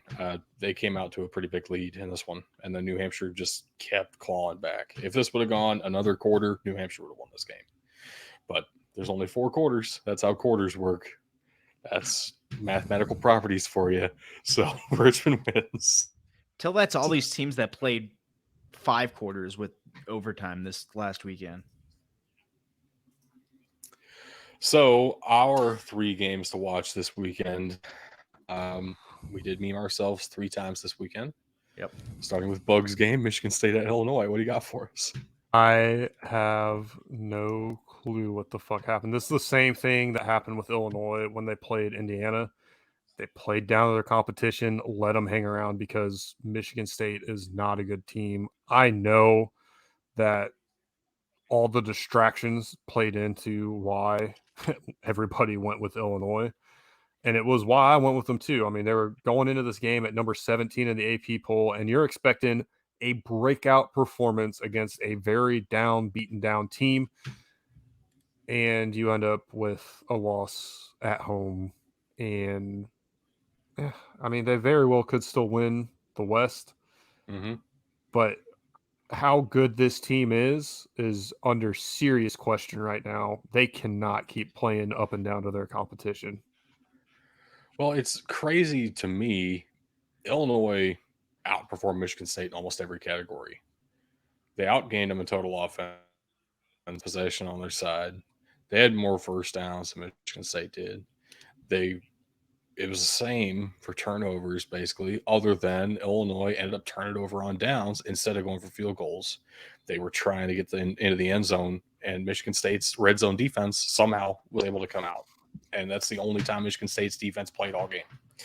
So just kind of the way it fell, uh, it's rough. 23-15 Michigan State. My game of the week was UTSA at UAB. I expected this one to be a very awesome game. So did Las Vegas. This was an even spread. At UAB, UTSA is not as good on the road as they are at home. And they're not as good this year as they were last year either. Very true. So this one, UTSA got out to a 13-point lead. And then UAB came back. It was 31-31 at the end of regulation. Went to double overtime. UTSA gets the touchdown and holds UAB scoreless in that second overtime. Wow, what a game, honestly. So UTSA is 7-2 now and 5-0 in Conference USA. They are definitely on their way to a Conference USA title appearance. UAB was quite the matchup, though. That's a better game than I even imagined. I'm very excited it went this way, especially because I was the only one picked the Roadrunners. What a game, man. On the opposite side of the good game spectrum, I'm going to apologize to everybody. I did feel like I had to pick this game. Air Force is playing Army. It was for the Commander-in-Chief's Trophy, Commander's Classic. No, I did. I am compelled. I'm contractually obligated. Nope. The game was not good. It was an ugly game, even by triple option standards. You didn't even have a lot of the big runs that these guys usually break off. It came down to, honestly, Hazik Daniels willing Air Force to victory with some big plays, some big throws, and scoring their lone touchdown. But look, here's the issue I have with this. When the announcers are saying, like, hey, the first half of this game is always slow, and then they open up the playbook in the second half, why don't the coaches just open up the playbook in the first half, knowing that's how all of these games go? I don't know. Because just a complaint on my part. But Air Force won. Air Force takes home the Commander-in-Chief's Trophy for the first time since 2016. I'm good with it. I'm happy. It is what it is. I'm not happy that we had to suffer through another miserable fucking game. I'm glad I only watched the last 2 minutes of this game, frankly. Cheer. Those were the most exciting 2 minutes, honestly. Yeah, exactly. If you pick another Air Force game this season, I'm going to veto the shit out of you. I have no reason to. It'll be the first vetoes we ever have on the show. So that's it for the games that we picked this week. Historically bad for me. I've never been 4-5. I've never been under 500 in college picks. Historically bad for me. Welcome to the club. I'm catching up on both of you because of this. No, you're only catching up on me. We had the same record this week, Bug. I mean, but you didn't gain any ground on me. That's the important thing. Sure. We'll go with it. So I did have two prospects to preview before we wrap things up here with college. First up on the offensive side of the ball, I went with Rashee Rice, wide receiver for SMU. Now, we already talked about this was a historically high-scoring game. So you might think that 86 yards and 2 touchdowns might be a bit of an underperformance for one of these top receivers. I don't believe that it is an underperformance, and here's why. He still led the team in catches. He was the only guy that Houston seemed to care to cover on the field. And when he puts up 86 yards and 2 touchdowns as the only guy that gets covered on the field, that's still pretty dang good. Because everybody else was open, and Rashee Rice was still the guy that Tanner Mordecai wanted to throw the ball to. He also had 9.6 yards per catch. That's like a realistic average for a good game. Whereas, he had teammates go for, 43 yards per catch. There's no way this is this dude's real name. Yeah, Moochie Dixon had 43 yards per catch. Oh Dylan my God. Goffney had 33.3 yards per catch. That's going in their lives. Rasheed Rice can outdo 9.6 yards per game anytime he's not triple covered, like Houston tried to do. So it's perfectly fine with me. Rasheed Rice looks like one of the best receivers in all the group of five, right up there with Old Dominion's Allie Jennings. And it's going to be a competition for those two to see who's the first group of five receiver off the board. It's gonna be nuts, man. What On round the projection do you have, defensive, Matt, off of oh this? gosh, I that's so difficult. There's so many factors go into that, and we are so far Let out of That's the me fair. let draft. me I let me ask can't. you this: Do you He's think not a he'll have first round more? guy. Do you think he'll have more or less of an impact than James Prochet, who was the last wide receiver to come out of SMU that had any type of hype around him? Is that Pro- true? yeah, Prochet currently on the Ravens, ironically enough, who are leading 17-3 in the third quarter right now, end of the third quarter, near the end of the third quarter.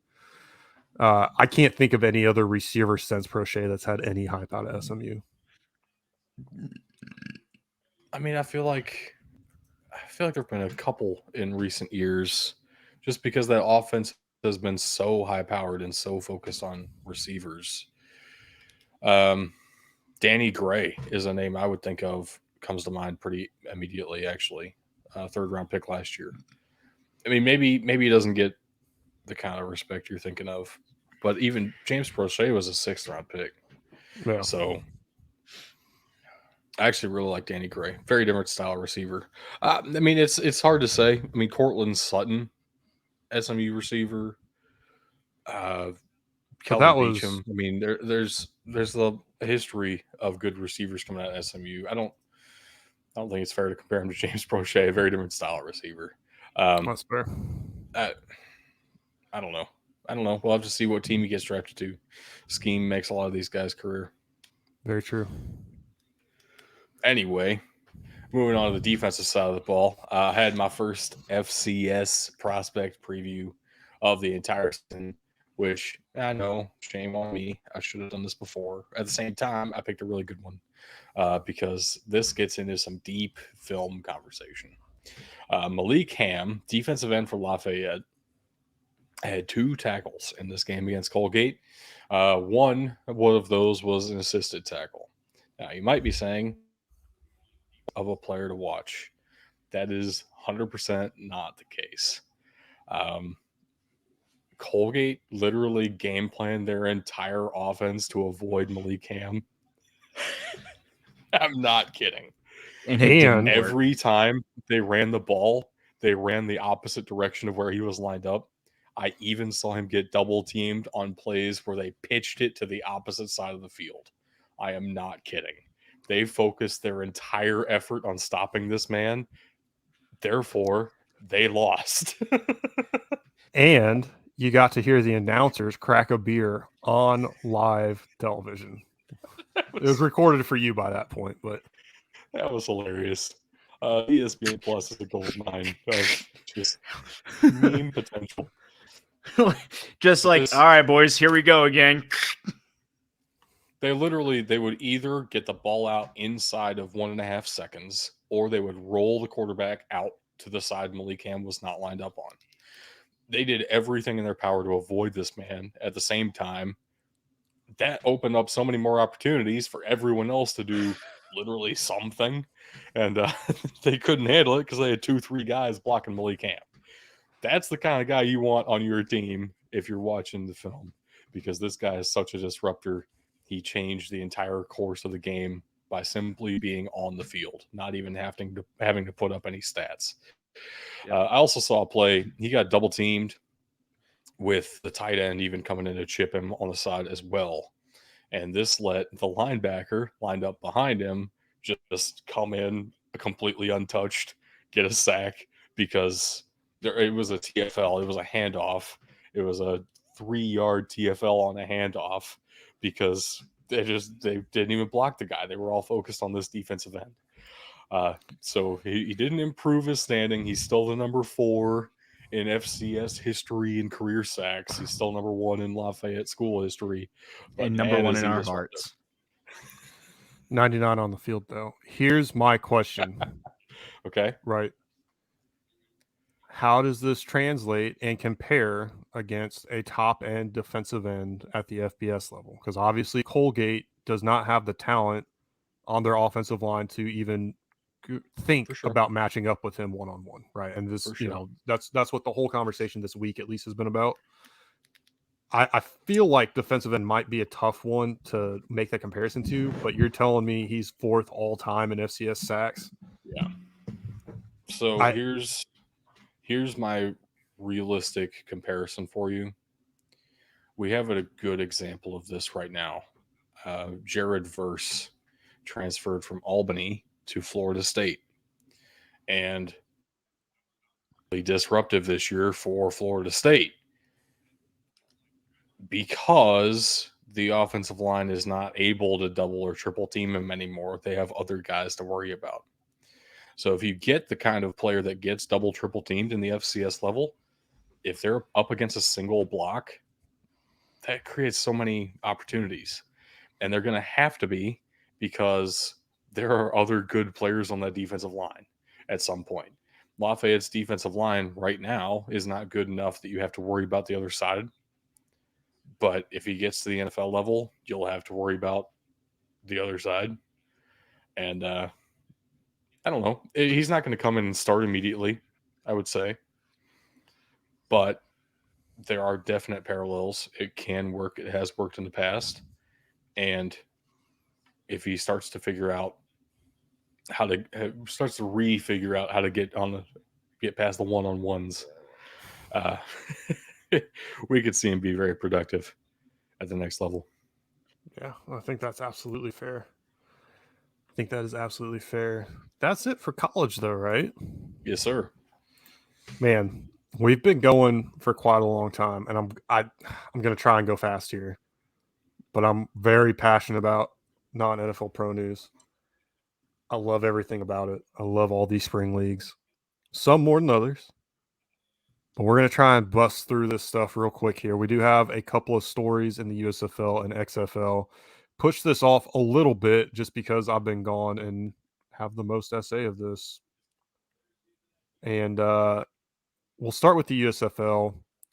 I don't know if it's been covered already, but 2 to 4 cities will be hosting the league this season, as opposed to everything taking place in Birmingham. The news of this story is from the end of June, which is why I'm talking about this now, because we're still waiting to see what those cities are. And that's concerning because this was June. We're 5, almost 6 months later, and still don't have an answer to what those cities will be. Obviously, Birmingham's still going to be one of them. Where's the other 1 or 3 going to be, right? Another thing that I did not see before I brought this up was that Tampa Bay is potentially going to be rebranded as the Memphis Showboats. Now, take this a bit with a grain of salt. It's mostly USFL News Hub. No big names are really kind of reporting this right now. Nothing official from Fox either. However, trademarks for the Memphis Showboats have been filed along with a new logo filing. This is extremely interesting because there's literally no other details right now about a potential move to the Memphis Showboats other than these trademark filings. And the biggest thing I'm looking at here, again, we don't know. Brady White was a quarterback on the Tampa Bay Bandits. Memphis has had a hard time supporting pro teams, whether it was the Maniacs or the Express and the AAF. When they saw an uptick, now the Maniacs was so long ago I couldn't tell you, but when they saw an uptick for the AAF for the Express was when Johnny Manziel came to town. If a pro team goes to Memphis and has the best University of Memphis quarterback at the helm, they're going to get butts in seats. Combine this with the proposed upgrades to Simmons Bank Liberty Memorial Stadium, also known as and forever known as the Liberty Bowl. this could be huge for the city of Memphis and for that facility as far as getting the funding to upgrade that stadium to a much more modern stadium from what it was when it was built in the 60s, 70s. There's a lot to break into this. I don't want to get my hopes up and get too excited about this yet because I love the Showboats logo. I love their old logo. The new one that's posted, it's literally about the size. It's smaller than a quarter, about the size of a dime. Anybody that's played Madden recently in the past couple of years, when you move a team to Memphis and Showboats is, or Steamboats, Steamers is one of the options. That's kind of what this logo looks like. So again, take this whole report with a grain of salt. I'm not getting too excited, but I'm also saying this has a lot of plausibility to it. All right. Next up, we're going to move straight on to the XFL, and you want to talk about alternate logos. Well, there's been a lot of alternate logos popping up on trademark sites. Now, this could be that these were logos that had nothing to do with have nothing to do with what's going to happen going forward. Obviously, pretty much every team got at least a little bit of a facelift going into this season. Even the Battlehawks got a little bit of a facelift going into this season. I'm going to go ahead and just share my screen, share this tab directly here, so that everybody can see. I didn't have time to throw these things into into the slideshow. Unfortunately, I apologize for that in advance. But as you can see,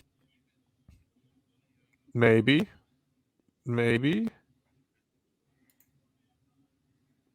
Oh God, StreamYard's freaking out. StreamYard's absolutely freaking out. There we go.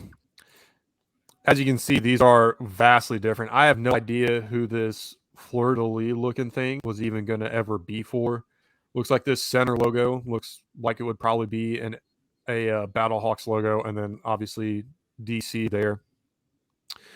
Oh, go down a little bit further. Man, it's been too long since I've seen it. Oh no, that did label it unknown. Maybe Vegas Vipers. I don't see how this fleur-de-lis looking one would be a Vegas logo. I personally like the Sea Dragons logo better than the one they went with. This Brahma's one, very reminiscent of the what was it, Commanders in the AAF, the San Antonio Commanders. I can't remember. Do you guys remember? I mean, the RIP. fact that you're already saying it reminds you of another one. Right. Throws red flags for me. Look, all right, I'm going to make a quick comment here. I'm not going to put a lot of stock into this because when you file trademarks, you don't just file for the logo itself. You get to file with colors. So the fact that these don't have any colors tells me these don't mean anything. Number two, I do see some concerns. Ben, you highlighting one as a fleur-de-lis already throws a red flag for me with the Saints. I know it's not the exact same, but the fact that it invokes the same thing can be an issue, especially the colors are different. The Seattle Dragons actually reminds me a lot of the UAB Blazers. It's a slightly different style. Every logo they've made reminds everybody of the UAB Blazers. But if you have a green dragon breathing fire, it's going to remind you of the UAB Blazers. That's the point of the first Dragons as well. I get it. I don't know how much we can believe in this with all of them being black and white, and then there are a lot of I could see some trademark concerns in there as well. That's just the point I'm making. And if you're already saying that one reminds you directly of the San Antonio Commanders of the AAF, that's another trademark issue. We already got secondary logos when they released the primary logos. We just didn't show those. So it's not these. That's fair. I personally think some of those were better than what we got in the first place anyway. So it is what it is. I don't agree, but that's all right. That's all I really had for non-NFL pro news this week, especially since you guys had nothing really else to add. So I think we're done. Sir, I need a Snapple fact. You do, don't you? While you're thinking of one and looking one up, our links have been scrolling below. I will read them out for those of you on listening on our podcast. We have patreon.com/BDTfootball, twitter.com/BDTfootball, facebook.com/BDTfootball, instagram.com/BDT_football, BDTfootball.com, mailbox@BDTfootball.com. Guys, we did it. We have a handle on YouTube, youtube.com/@BigDudesInTheTrenches, all one word. Obviously, twitch.tv/BigDudesInTheTrenches, all one word. And we have our Discord that will be linked in the description below with the rest of these links. Please like, follow, subscribe, do all of the above. Hit us up in Discord. Hit us up anywhere you want. We'll be glad to talk to you. Okay, so before we get too far away here, just wanted to say that I am doing Movember. If you've noticed that my mustache is gone, it's sad. It makes me sad. Yeah, there's nothing. Mustache equals more. happiness. That makes a lot of sense right now. Yeah, mustache equals happiness. So I am trying to find this link. I completely forgot to grab it before we there we go. I completely forgot to grab it before we started the show. So I'm kind of scrambling here at the last second. I'm going to throw it here in the chat. So if you do watch this later on Twitch, you should still be able to click on it. Tug, hopefully you will copy it and include it as well. It's already included in my copyable links. Yep, this is the Facebook donation link, although I think it all still goes to the same place. So doesn't make one difference to me either way. But did you guys know that mangoes have noses? You can't just leave me on that. I need to see this. I mean, what do you want to see? Do you want to see the Snapple fact that I pulled up? I mean, that's not true. Right? They have noses. It's a fruit. The soft nose disorder of mango fruit. As published by J.N. Burden in 1991. All right, before we debate this for the next 5 hours, ladies and gentlemen, that is all the time we have on the show today. Thank you for watching or for listening, and just remember, you can't win a game if you can't win in the trenches.